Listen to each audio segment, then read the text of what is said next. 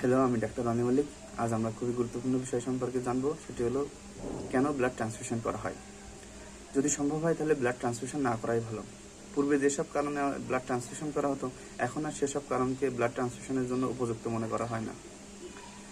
এখন কি কি ক্ষেত্রে ব্লাড ট্রান্সফিউশন করা হয়? যদি অ্যাকুইট ব্লাড লস হয়, এই ব্লাড ভলিউম রিপ্লেস করার জন্য, তাহলে ব্লাড ট্রান্সফিউশন করা হয়ে থাকে।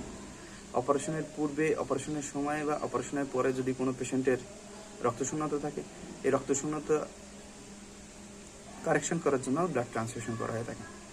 এবং যদি কোনো পেশেন্টের রক্তশূন্যতার জন্য কোনো উপসর্গ দেখা দেয়, তখন সেক্ষেত্রে তাকে ব্লাড ট্রান্সফিউশন করা হয়ে থাকে। এখন আমরা জানবো যে রক্তে হিমোগ্লোবিন লেভেল কত থাকলে আমরা রেড সেল ট্রান্সফিউশন করব বা করব না। পূর্বে হিমোগ্লোবিন লেভেল 10 গ্রাম পার ডেসিলিটারের বেশি রাখার জন্য ব্লাড ট্রান্সফিউশন করা হতো, কিন্তু এখন এটা প্রমাণিত হয়েছে যে এটা শুধু অপ্রয়োজনীয় নয়, বরং এর কারণে রোগীর মর্টালিটি এবং মরবিডিটিও বৃদ্ধি পায়। হিমোগ্লোবিন লেভেল 6 গ্রাম পার ডেসিলিটারকেও গ্রহণযোগ্য হিসেবে ধরা হয় যদি না তার কোনো অ্যাক্টিভ ব্লিডিং থাকে বা সামনে তার কোনো অপারেশন না করা হয়, এবং তার এই হিমোগ্লোবিন লেভেল কম থাকার কারণে যদি না তার কোনো উপসর্গ দেখা দেয়। কার্ডিওভাস্কুলার ডিজিজে আক্রান্ত রোগীর ক্ষেত্রে বা সেপসিসে আক্রান্ত রোগীর ক্ষেত্রে বা ট্রুমাটিক ব্রেন ইনজুরি রোগীর ক্ষেত্রে এই হিমোগ্লোবিন লেভেল সম্পর্কে বা অপটিমাম হিমোগ্লোবিন লেভেল সম্পর্কে কিছুটা মতানৈক্য রয়েছে।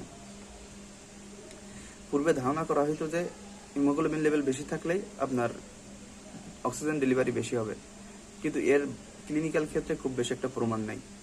এখন আমরা জানবো যে অপারেশনের সময়, অপারেশনের পূর্বে এবং পরে হিমোগ্লোবিন লেভেল কত থাকলে রেড সেল ট্রান্সফিউশন করা উচিত।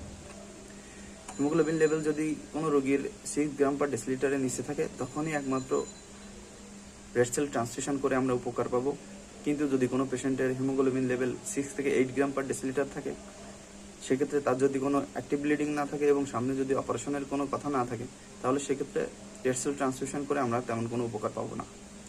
এবং যদি কোনো পেশেন্টের হিমোগ্লোবিন লেভেল 8 গ্রাম পার ডেসিলিটারের বেশি থাকে এবং অন্য কোনো রিস্ক ফ্যাক্টর না থাকে, সেক্ষেত্রে আমরা রেড সেল ট্রান্সফিউশন করব না বা রেড সেল ট্রান্সফিউশন করার কোনো প্রয়োজনীয়তা নেই।